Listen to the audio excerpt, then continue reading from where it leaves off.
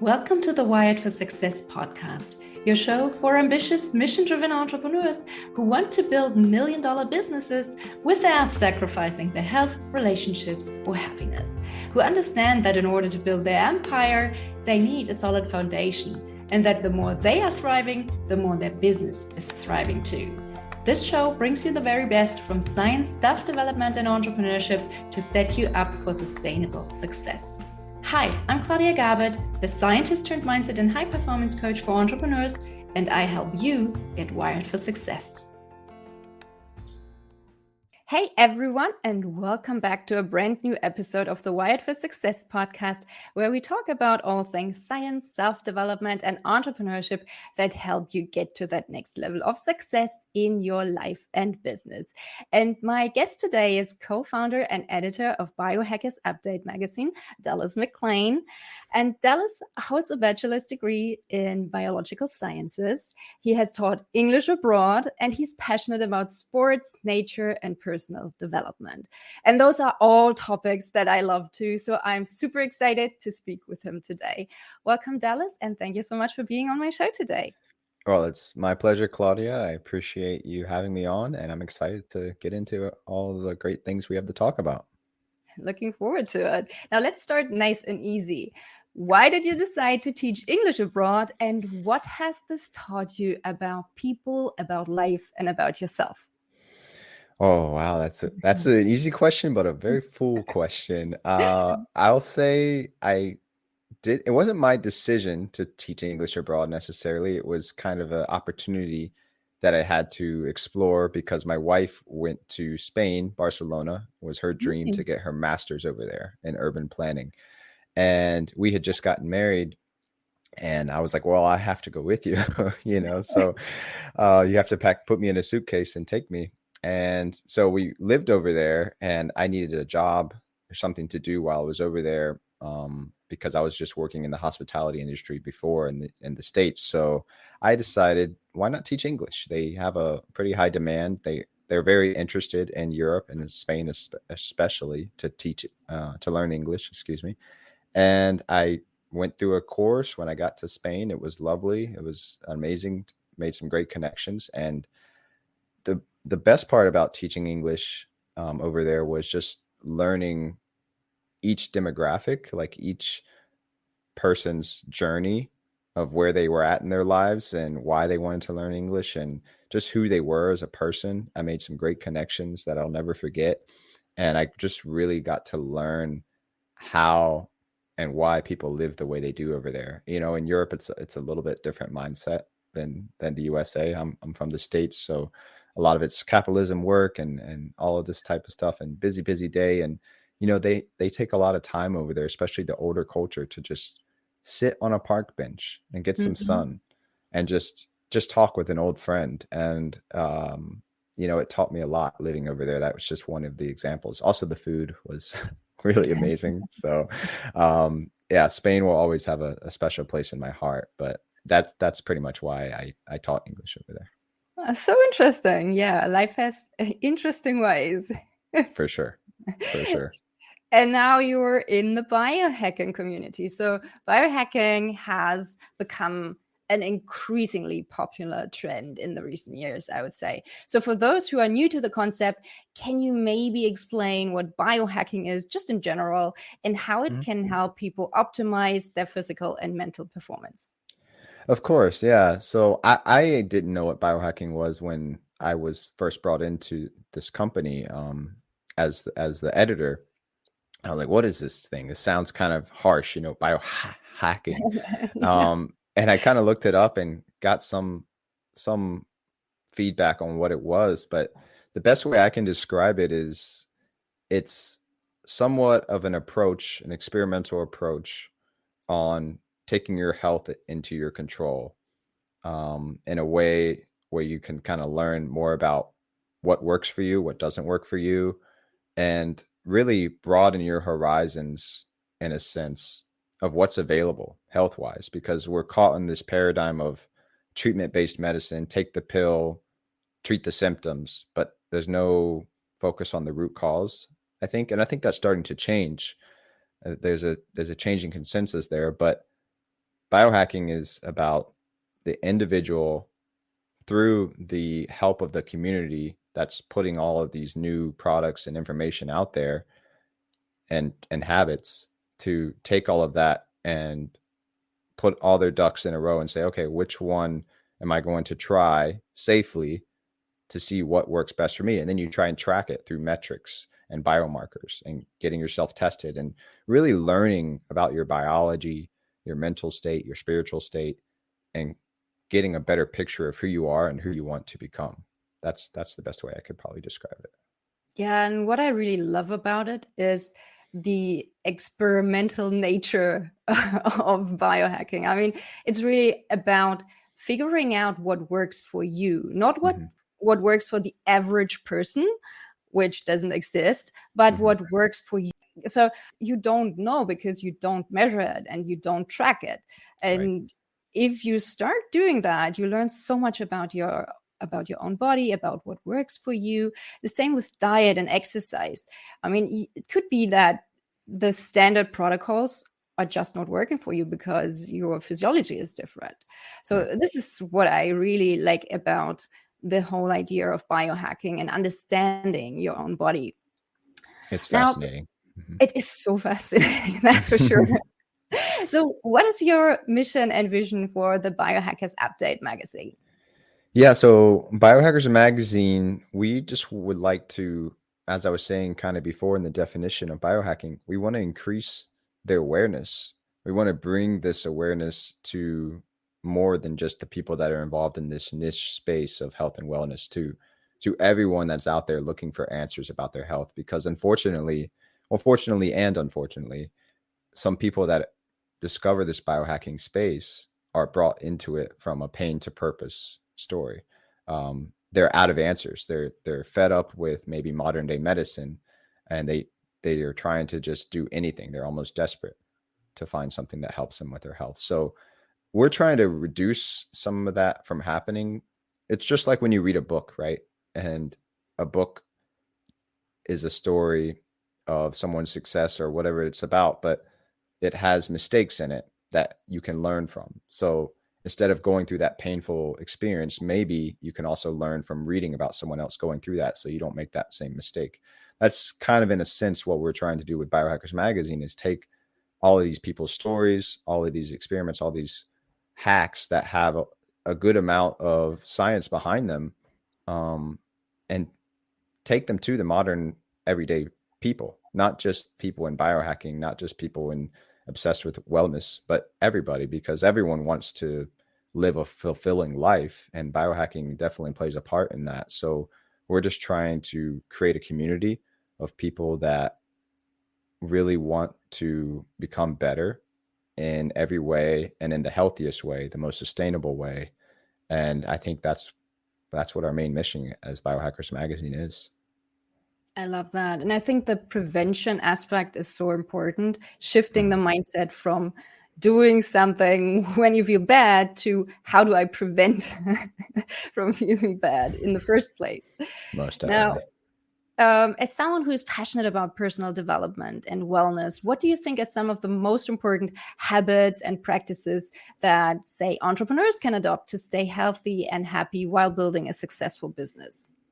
Yeah, that's a good question. I would say just from my own personal experience, personal development journey, discipline is probably the best thing that can help anyone, whether you're an entrepreneur, whatever you're doing, whatever you're trying to build, because discipline helps you when you've lost motivation, when you've, Mhm. when you don't have necessarily the energy that you would have on every other day. Discipline says, no, this is part of your life. You still do it. And that combined with a quote, I think from Stephen Covey in one of his books, he said, you can be efficient with things, but you can't be efficient with people. You can only be effective with people. So that kind of told me, okay, you have a task list and you can knock out the task list, but you can't do it at the expense of sacrificing relationships and being Mhm. effective with people. If your child comes up to you and you dismiss them because you're working on something, what have you just told your child? So you have to, as an entrepreneur, it's hard, but you have to balance your life that is full of effective people and being effective with people, and then being efficient with things. And discipline has definitely helped me a lot on that journey. I read The Slight Edge was my first personal Mhm. development book, and it Great was book. so powerful for me. Yeah. But as you know, with personal development, you kind of evolve a little bit. And if I was to read that book today, I'd be like, okay, great book, but I'm a different person now. Like Mhm. I've kind of moved past that, and I'm reading different books, or I'm not even reading as much as I used to read. But if you read a book a bunch of times and you continually increase the level of books you're reading, eventually those books kind of just become part of you, and they're just inside you, and you don't even know. Sometimes you're having a conversation and just this line in this book comes out, or this theme comes out. And that's kind of what personal development is about, is you're using all of these tools, these books, these resources, these mentors that help you become the best version of yourself. And that's what I would say personal development is to me. And the best tool, discipline, hands down. Great points for sure. Yeah, motivation gets you started and discipline keeps you going. That's for Exactly. sure. Until you really embody the qualities that you're working on and they become part of your identity. But as we all know, a lot of entrepreneurs struggle with finding the right work-life balance that works for them. So how do you personally prioritize your time and energy? And what strategies have you found most effective for managing stress and avoiding burnout? Maybe you can walk us through a typical day in your life. Yeah, that's a good question. I would say that I just try not to get too overwhelmed by things that I have to do. That goes back to what I was saying with the things and the people. Um, that quote just I try to always keep it in my mind, because I have a ton of things to do, but I just try to always enjoy the journey and realize that it's not the end of the day if I don't get to that email, or if I don't get to that one thing. It's just part of how, God wanted it, or how it came out. I still try my best, but I can't sacrifice my health or the health with my family to do one more thing, continue doing one more thing, because there's never going to be necessarily an end. And when there is an end, you're kind of just like, oh, what do I do now? Because you've got yourself addicted to doing the Mhm. task and crossing off the task. So for me, I mean, there's a great book called The Alchemist. I'm sure a lot of people have heard about Yeah. it, by Paulo Coelho. And one line that always has stuck out to me in that book is like, life is an adventure. Like, if you look at life as an adventure, it changes your whole mindset, especially when bad things happen or things don't go the way you plan. You take it as a learning tool. You take it as something that you can come away with a new perspective and try again the next time. So it's the same thing when we're working on our projects and our entrepreneurial task. Life is an adventure. So don't get so caught up in checking thing off your list. Look at it as enjoying the journey, and really enjoying that time where you're becoming someone else through each task. You focus on like who you're becoming, rather than like the what. So kind of Mhm. like that Simon Sinek book where he talks about start with why. If you kind of keep that in your frame of mind of always why you're doing something, it brings you back to the importance of just focusing on who you're becoming, why you're doing it, your mission, rather than like what you have to do, what you have to do, what you have to do.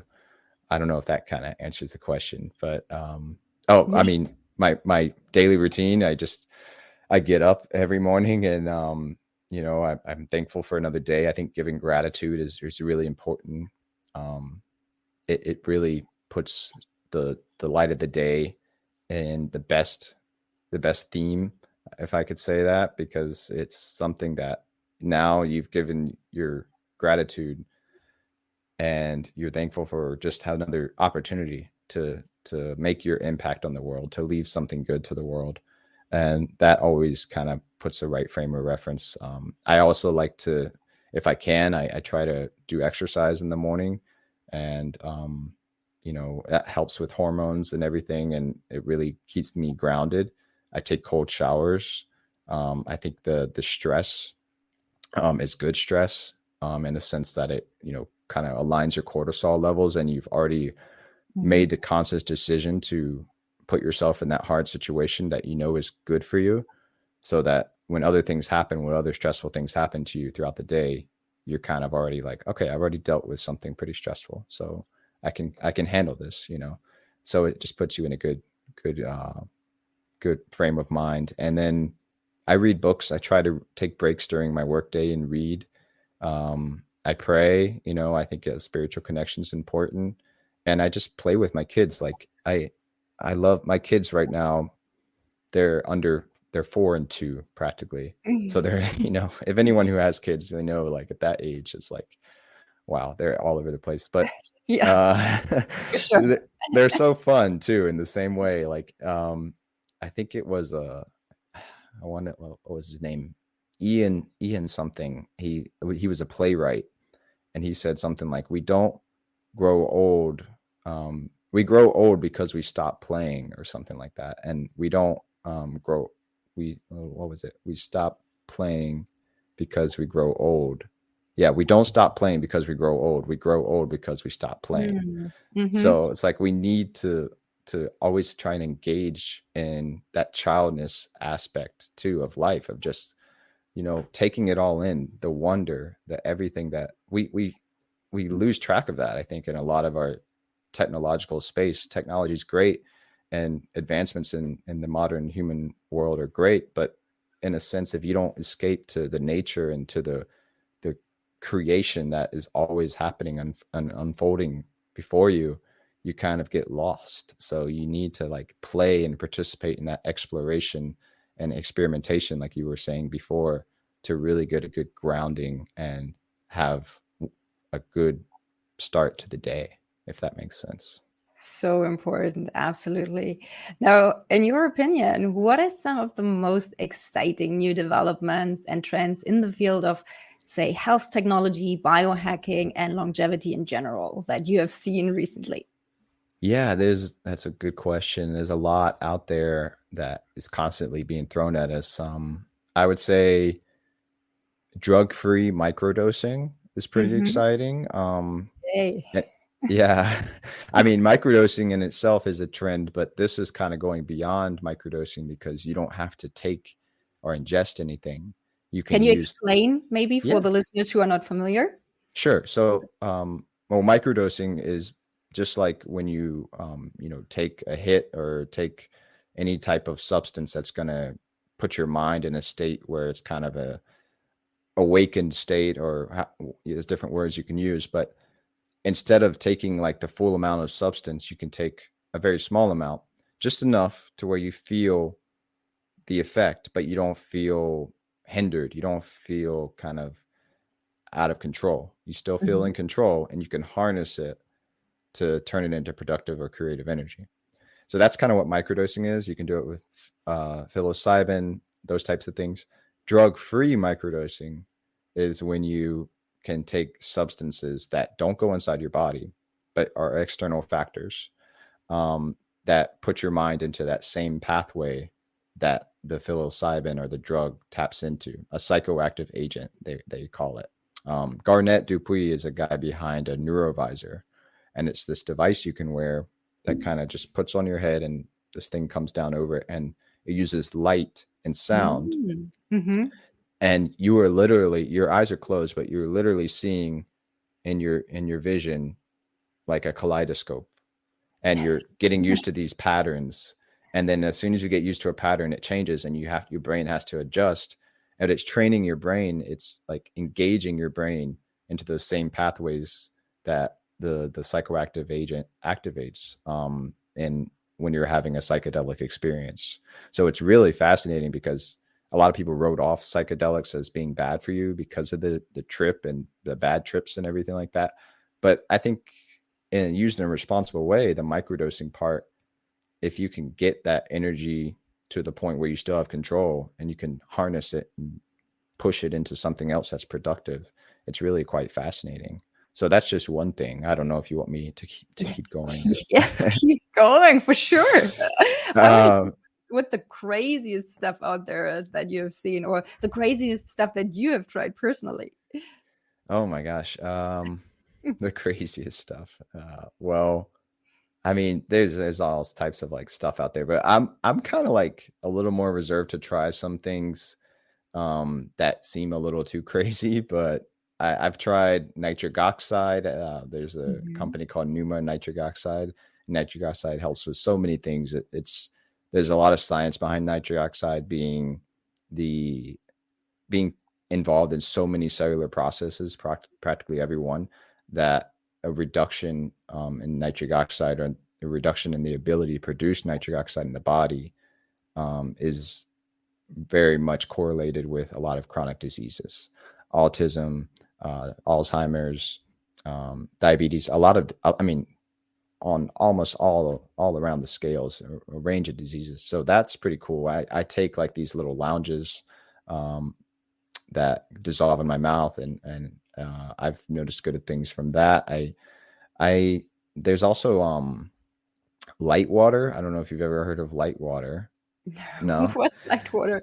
Light water is basically there's water, H2O, but light water is the water form that doesn't have a bad form of hydrogen. So most of our water has like a bad form of hydrogen. It's called deuterium. It's like a heavy hydrogen.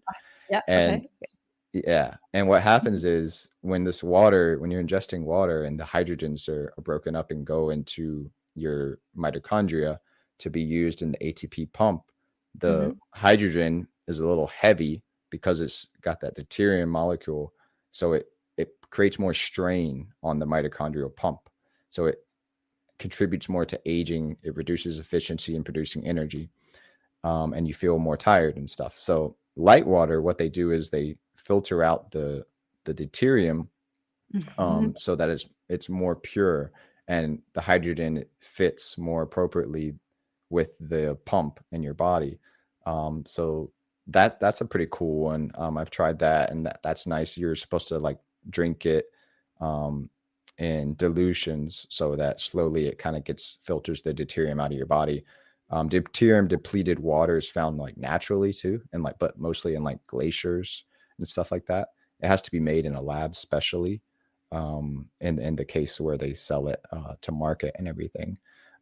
There's also like there's really cool AI tools that basically where like telemedicine and stuff, they can use like screens, Mhm. but they can basically show and diagnose and do a lot of things based on AI and big data and using that data to basically predict what someone has just by kind of looking and listening to them.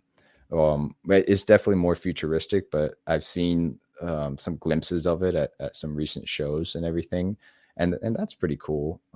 That would be really interesting to see what that kind of turns into, because it's kind of like an Alexa that's a mirror, but it's also like a trade show banner. And it's also like someone can just be in a green room on the other side of the world, and it's almost like a hologram can like be talking to you. So that's really, it's more on the technical side of biohacking, but that one's really cool. I don't know. There's a lot of great things. Red light therapy is cool. The Yes. infrared therapy, Mhm. the saunas.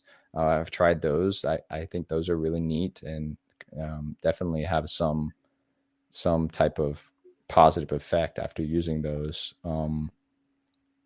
There's just there's a lot. We've done so many people. Had a lot of people on the cover. Molecular hydrogen is a really interesting one. It kind of goes back to the deuterium depleted water. With molecular hydrogen, it's a certain form of hydrogen that is it's the smallest atom.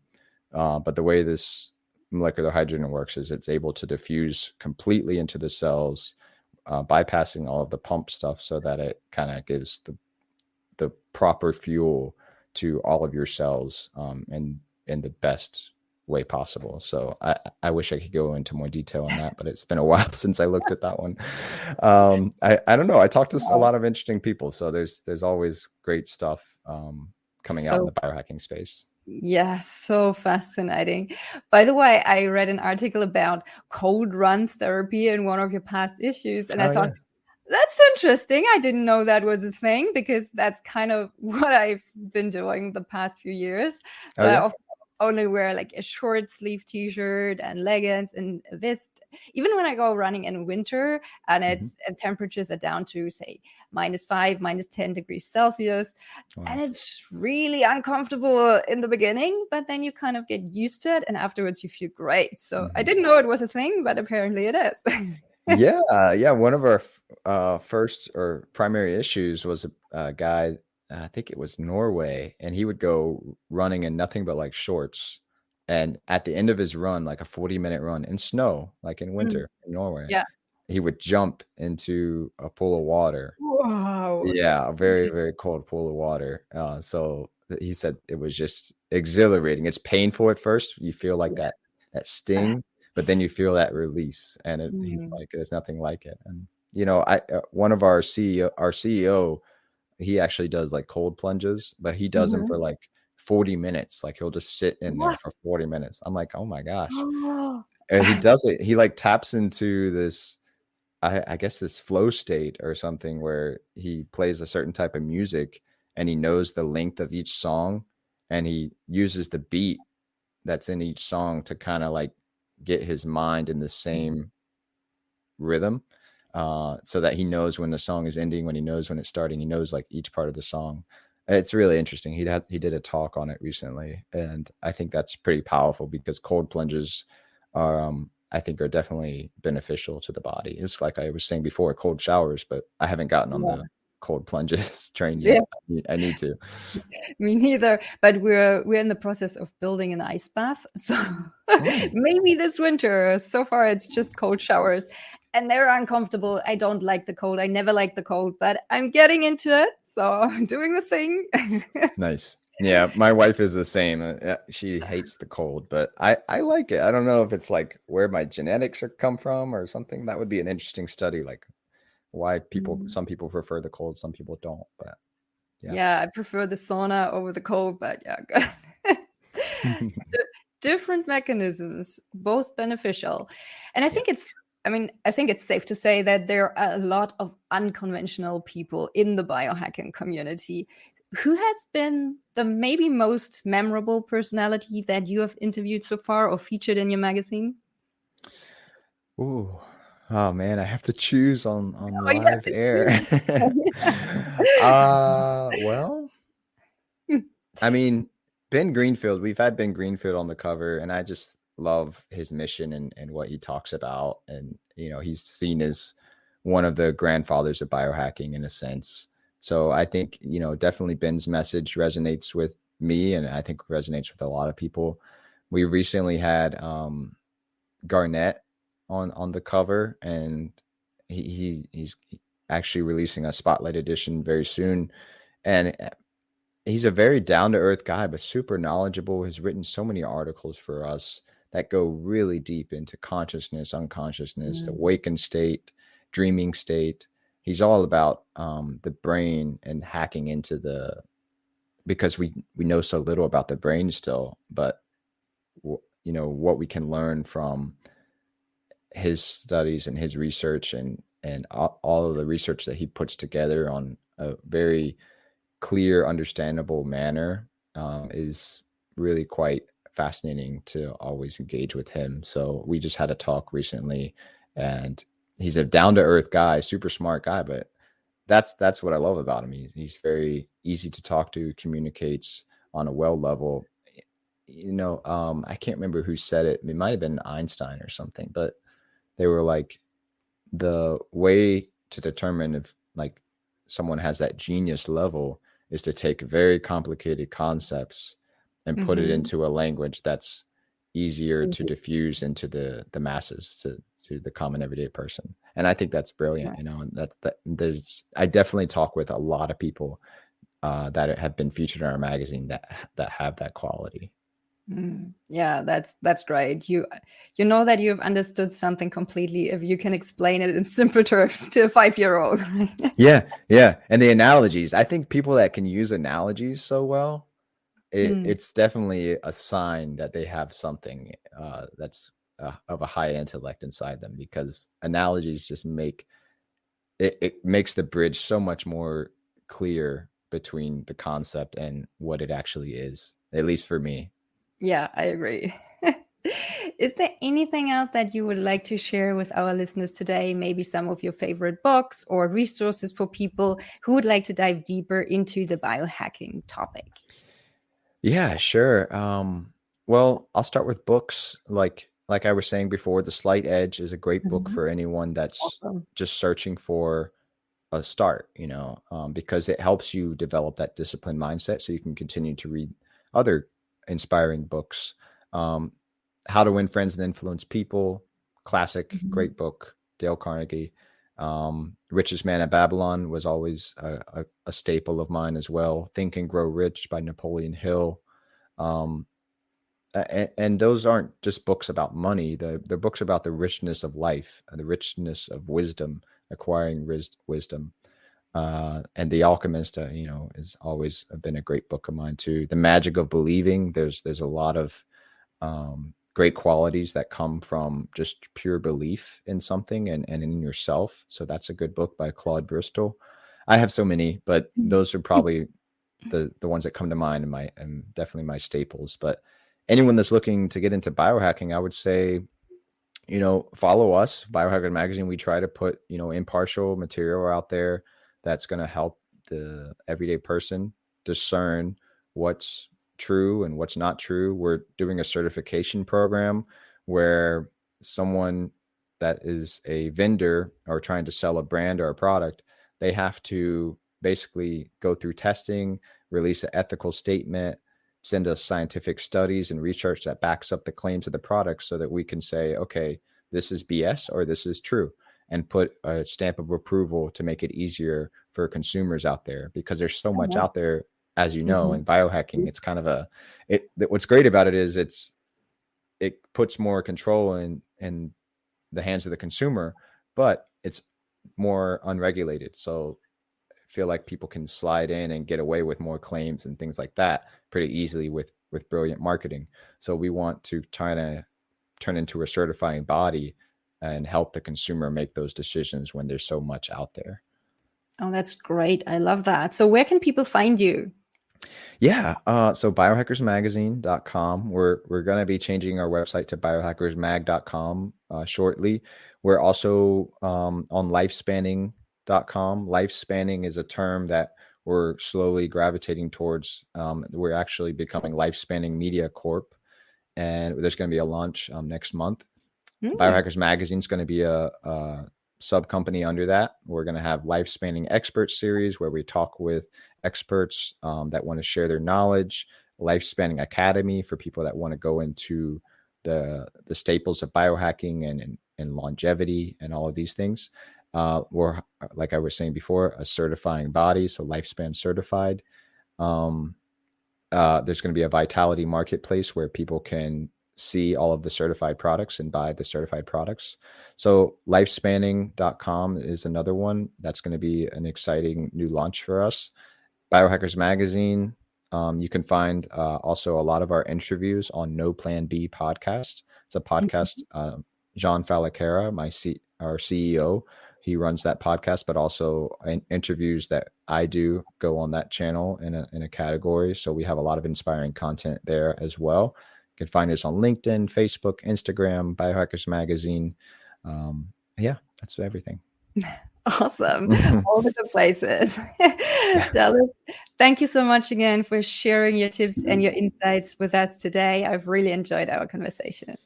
Oh, the pleasure is all mine, Claudia, and I hope we can do it again sometime soon. Thank you for the time. Absolutely. Absolutely. Take care and talk to you soon.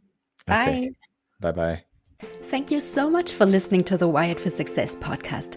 I hope you've enjoyed today's episode. If you did, please subscribe, rate, and leave a review. That's a fantastic, easy, and zero-cost way to help the show grow.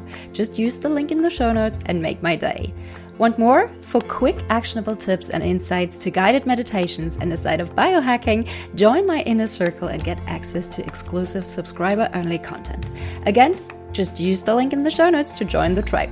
Thank you for your support and see you on the other side. Take care and talk soon. Bye.